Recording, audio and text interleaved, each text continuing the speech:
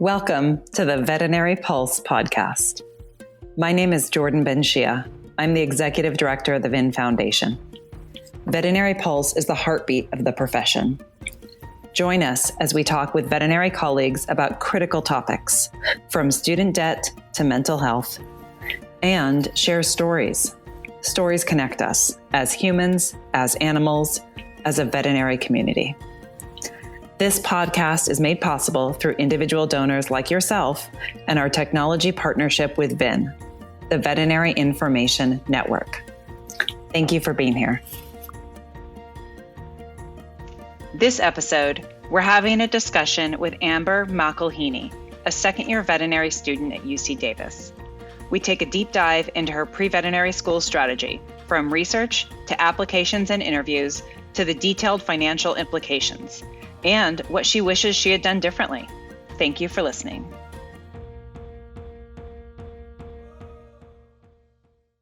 Hey, Amber, thanks so much for being with us today. Yeah, thank you for having me.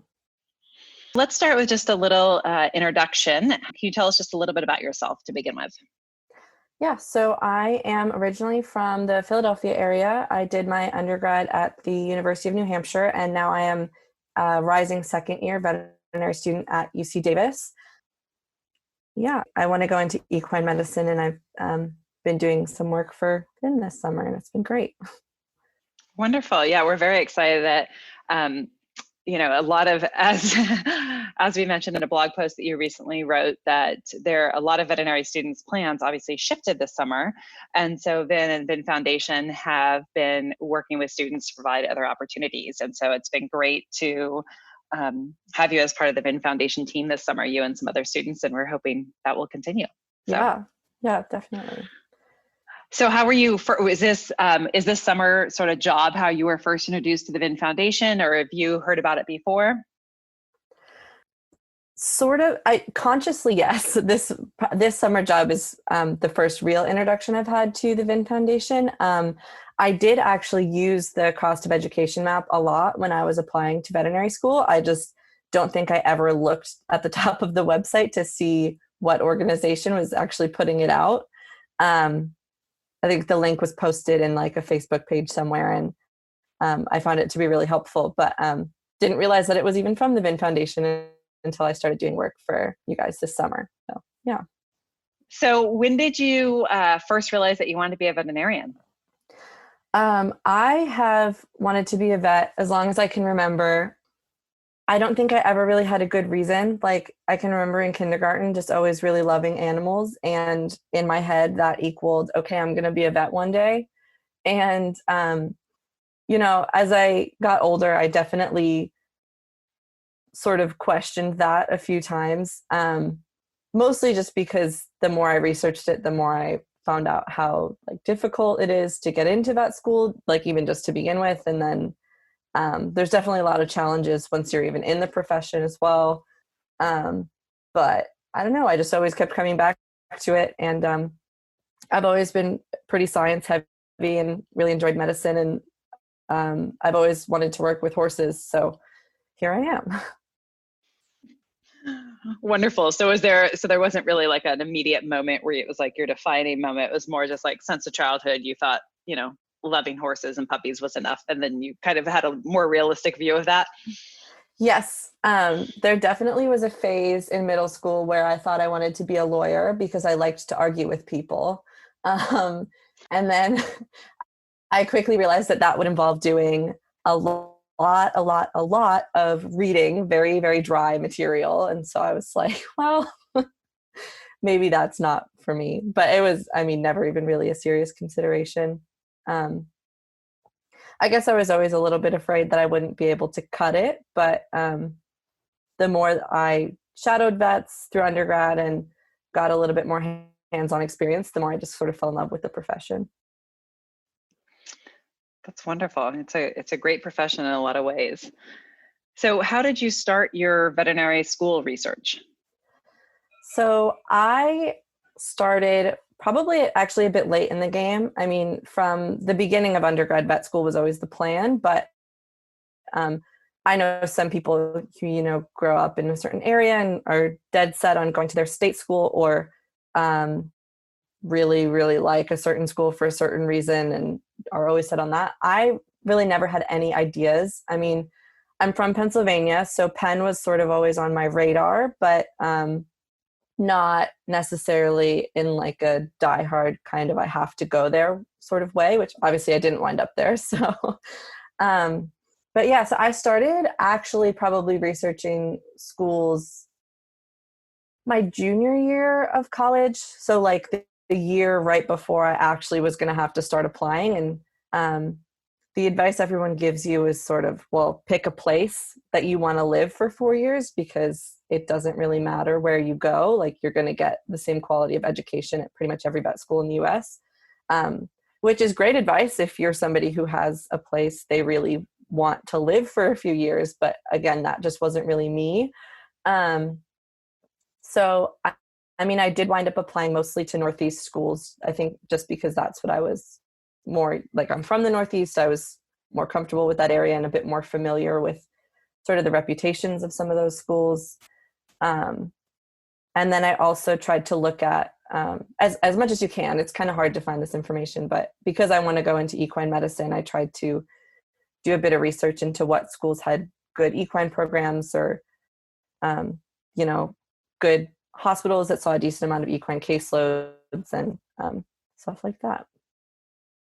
So when you say that people tell you to go into a place where you want to live, are those friends or those other vets that you know? Is that just general, advice for grad school, or where did that advice come from?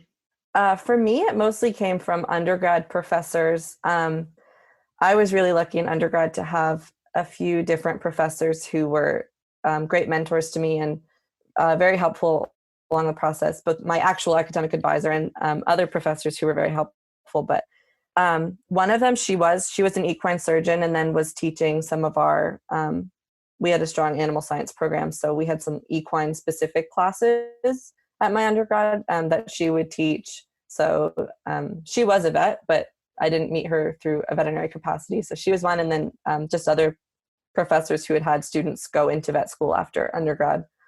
But I've definitely heard that, I think, from peers as well, and just sort of around.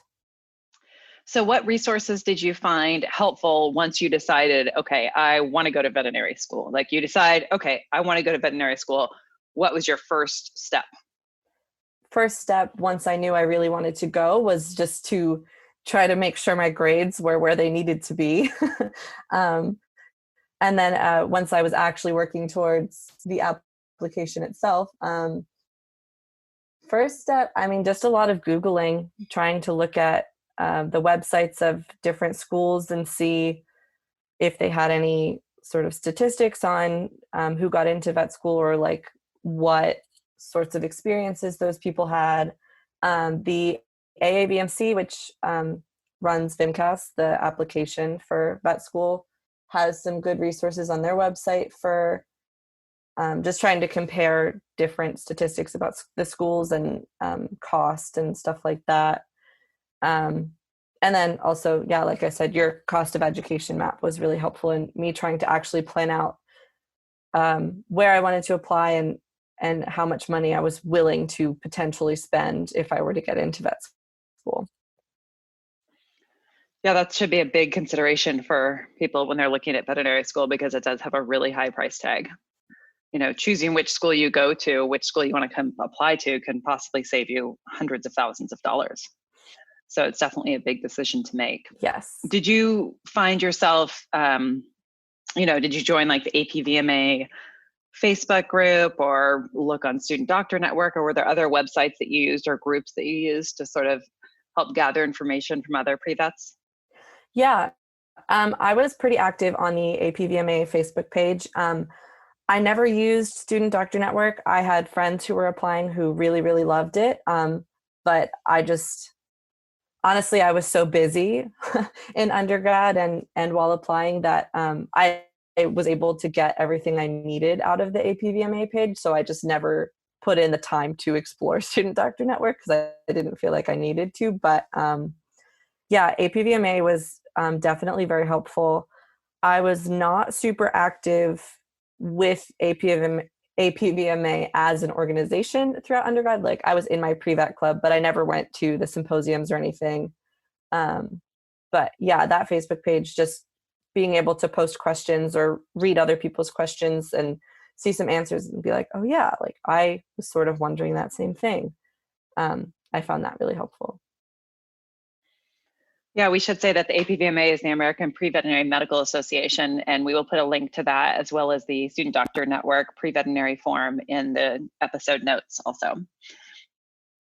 So what factors you mentioned did you consider when choosing a veterinary school? Like you mentioned place to live, you mentioned equine. Were there other factors? You mentioned cost a little bit, but when you were sort of using the cost of education math and looking at AAVMC and other resources, you know, APVMA, Facebook, et cetera, what things did you have like a top 5 list, or what was sort of your thought process, if you could take us through that?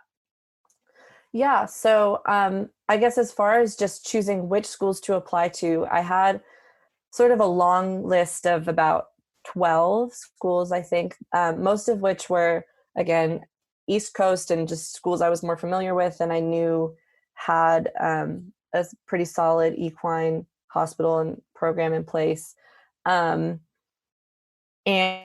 from there, I sort of narrowed it down a bit so I wound up applying to 8. So I narrowed it down a bit by just honestly requirements, because by senior year, I only had so much space to fit in any extra classes. And there was a few schools that just have sort of weird extra requirements. Like, for example, Ohio State requires you take a public speaking class.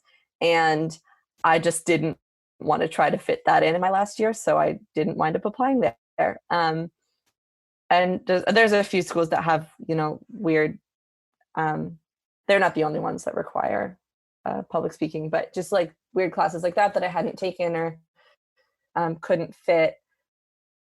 I guess I tried to get a sense as much as I could as well from students at the schools that I either knew or was able to get in contact with through some of my undergrad professors, just to try to get a feel. The equine hospital itself was a big factor for me. I really wanted one that was close to the campus. So that was like some schools that have really solid programs. Their equine hospitals are actually sort of far away. So you might get more of that in your 4th year and have, really good experience there. But I wanted something a little bit more close so that I potentially could get more experience from 1st year as well. And then, yeah, cost was a big one. I mean, even just the cost of the application, I tried to sort of be strategic and apply to a couple schools that I felt would be more difficult to get into, a couple schools that I felt I was fairly competitive at, and then a couple schools that I felt very strongly I had a good chance of getting in. So if you will, like your reach schools, your more reasonable schools, and then your safety schools. So I tried to pick my top like 2 or 3 in each of those categories.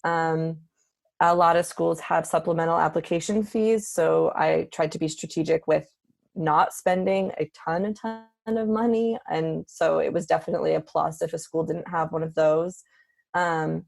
Interviews as well. I knew that if I was going to be interviewing all over the country, that would cost a lot of money. So I tried to, it was a plus for a school for me if they didn't interview, because I figured if I got in, then I would spend the money to go visit, but I wouldn't be spending all this money all over the place before I even knew if I was really considering going there.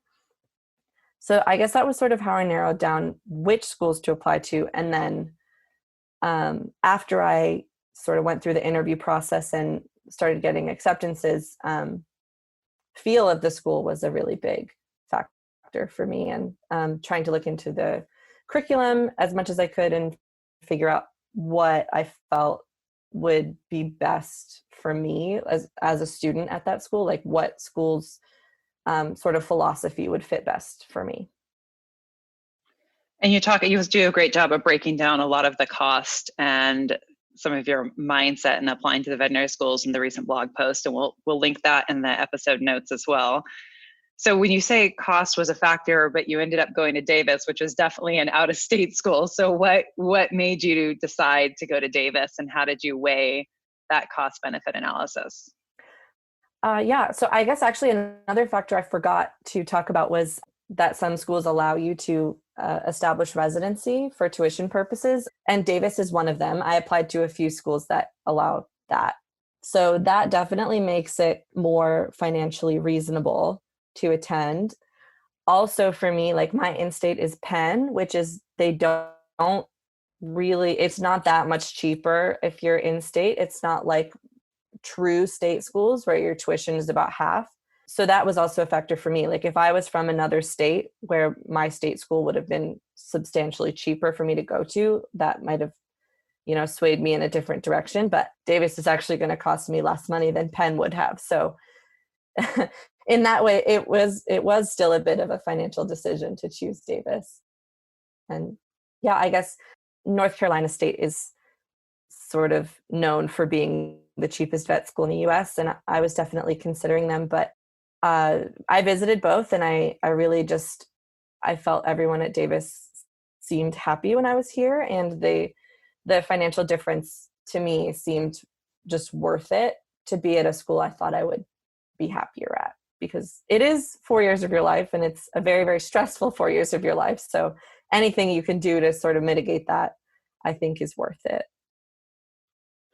Absolutely. And, in talking to you over the last few weeks, I can definitely tell that you are a rare veterinary student, in as much as that you put a lot of thought and process into cost and a lot of other things. And I know that for a lot of veterinary students, it can be, I just want to go to the school. I just need to get my veterinary degree. And they don't want to think about the finances or really have to think about that aspect of it, because there's so many other things that can be overwhelming that they just want to focus on getting in.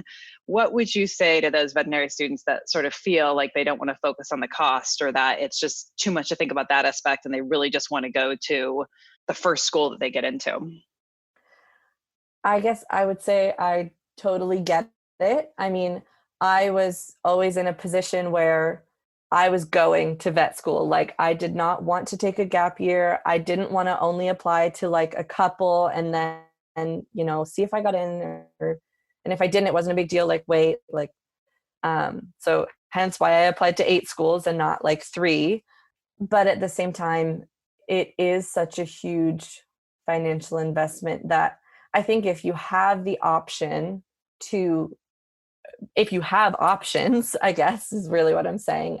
It really is best to try to consider every angle, and the finances are definitely one of them, because you are looking at about $250,000, give or take, in student loans. Some schools almost as much as $400,000. So, I mean, that is not a small amount of money. And there are repayment programs, but it still does make a huge difference in your quality of life for potentially the next 20, 25 years, which is not really a small thing. But at the same time, I mean, not everybody, has that choice. And if you only get into a private veterinary school that charges much higher tuition, and that's all you ever wanted to do, like I probably would have also made that choice to take the $400,000 in loans and figure it out later. And Vin Foundation has so many great resources now too to help you figure it out later. But I mean, it is definitely something to consider, and something that if you're going to do it, you should basically do it knowing what you're getting yourself into. Right. Sort of going in with the eyes wide open approach. Yeah. Yeah. And that's definitely something that we, I think with the Vin Foundation, our goal is just, we want to provide the best information we can to help veterinarians at every stage in their career, and specifically for pre-veterinarians, so that whatever school they choose to go to, we're here to help them, and at least if they're going in with eyes wide open, that's the ideal. And if they don't do so, then we're still here to help at every stage. And we just feel like it's our duty to provide the information, hopefully in a effective manner, to support them, at that decision time. Yeah, absolutely. So are you happy with your veterinary school choice? I'm very happy with my vet school choice. I think, it's always going to be a stressful time, and it definitely is stressful at times, but I think I'm able to have a fairly solid work-life balance, if you will, and still be able to do extracurriculars. And I have a job while I'm in vet school as well. And I don't feel like, by doing those extra things, I'm then taking away from any time for like myself or being able to hang out with friends or so yeah, I'm definitely very happy that I made this choice. Wonderful. I mean, that's a great feeling to have when you make a huge decision in life and then to feel good about it. Yeah. I think those are all the things that we hope for. So is there anything you wish you had done differently now, as in hindsight, going into your second year of veterinary school at UC Davis, looking back on it, is there something in the pre-veterinary process or in your first year process that you wish, I kind of wish I had altered this or done this a little differently, or, help others leapfrog something that, maybe you're like, trust me, you don't need to go down that path because do this or do that. Any suggestions or advice? I guess the one thing I really do regret is actually applying to as many schools as I did. I think it's really easy to succumb to the pressure of, vet school is really hard to get into. You could be a great applicant and still get denied for seemingly no reason. So to sort of hedge your bets and apply to a bunch. But I think in the long run, I wound up sort of spending more money than I needed to, and not by a small amount either. And I probably could have narrowed down my list a bit more. But I mean, it's so hard to, I was actually abroad in Scotland the summer I was applying. So I was doing research over there, um, and then, the application closes in September. So I was just starting my senior year. So trying to manage a full course load or full workload, and then also research all of these schools, that it's not always easy to find the information. It became sort of impossible for me to narrow it down any further at the time. So yeah, I mean, I guess my advice really is just to start as early as possible. Try to compile all the information you can, and just to make the decision. I mean, both the decision where to apply and then eventually the decision where to go with as much information as you possibly can. That sort of leads into another question I was thinking, which is kind of touched on this. Were there any resources that, were not available that in hindsight, you're like, it would have been really great to have this, or that would have been really helpful? Yeah. Sort of standardized statistics on the admitted students is something that is lacking currently. I mean, some schools do a great job at providing really detailed information about their incoming classes. And then some schools sort of just give you a very vague sense of how their class did when they were in undergrad, and, what their experiences were coming in. And even just having all those in one place, like I spent hours and hours looking at vet school websites, and only for the schools that I was considering applying to. And I tried to sort of do that for myself in a spreadsheet to see how I felt I stacked up against, I guess, at least the average student who winds up attending that school. So yeah, I mean, that sort of just transparency of information for successful vet school applicants is a bit lacking in general. Yeah, even just the how to pay for everything. A lot of what I touched on in the article, really, like with, I didn't even know, it was actually when I was at the Accepted Students Weekend in North Carolina, where they did a financial aid presentation, and they were talking about, you're going to have to move. And they wanted people to, especially out-of-state students, to move about a month before school to start establishing residency.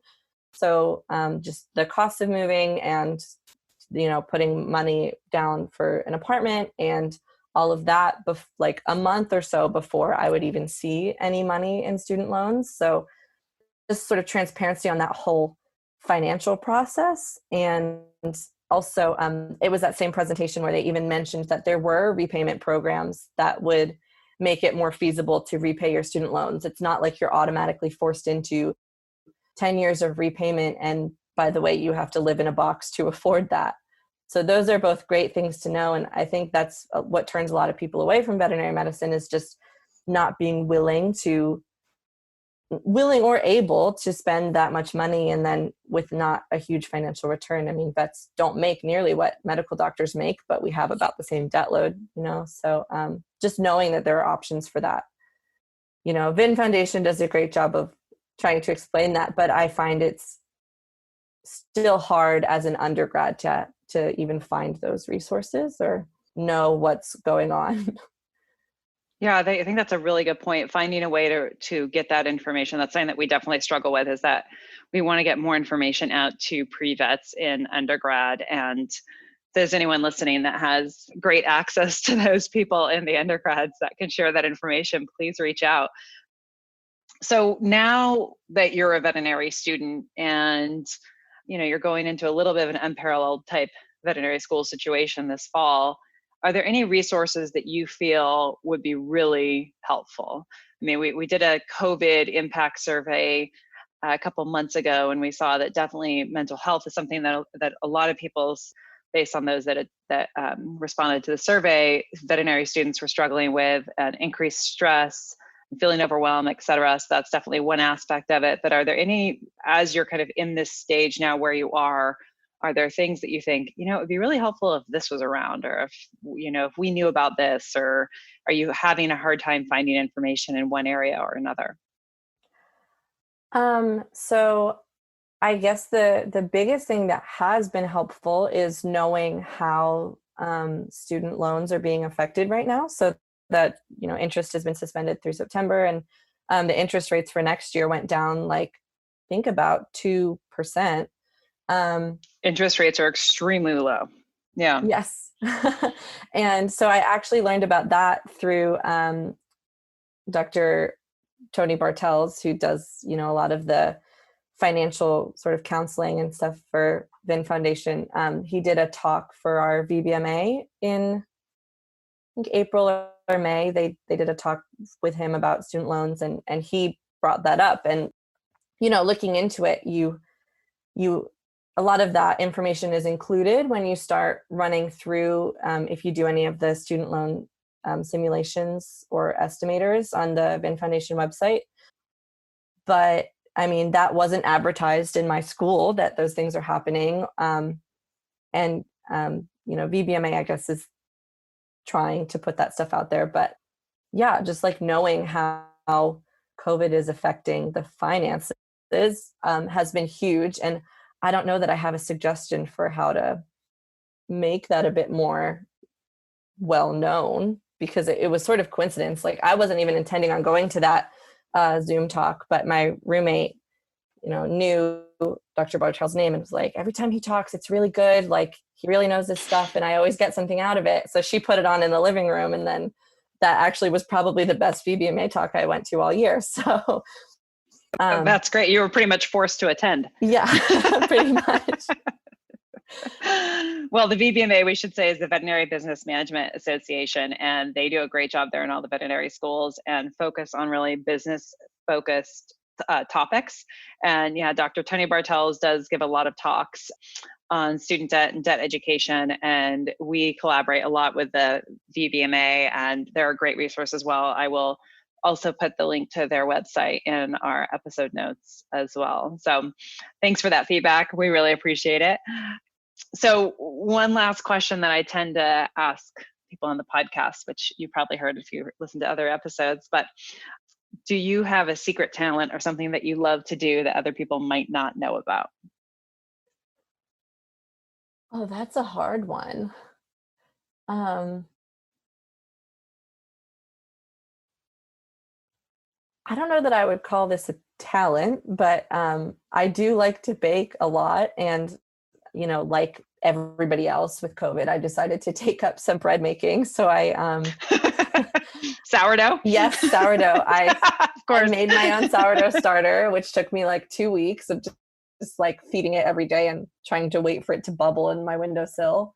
And then I did a few sourdough loaves, and I made some sourdough bagels, which was my first time trying to make bagels, and they came out really good. Oh, that's fantastic.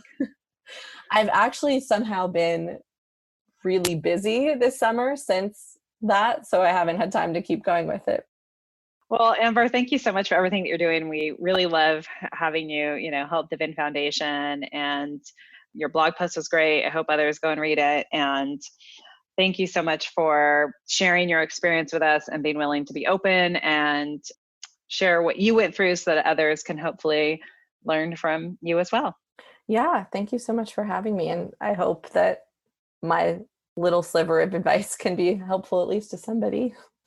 I'm sure that it will be. It's been helpful to me already. I've already learned things. So thanks so much, Amber. Yeah, thank you. Thank you for joining us for this episode of the Veterinary Pulse.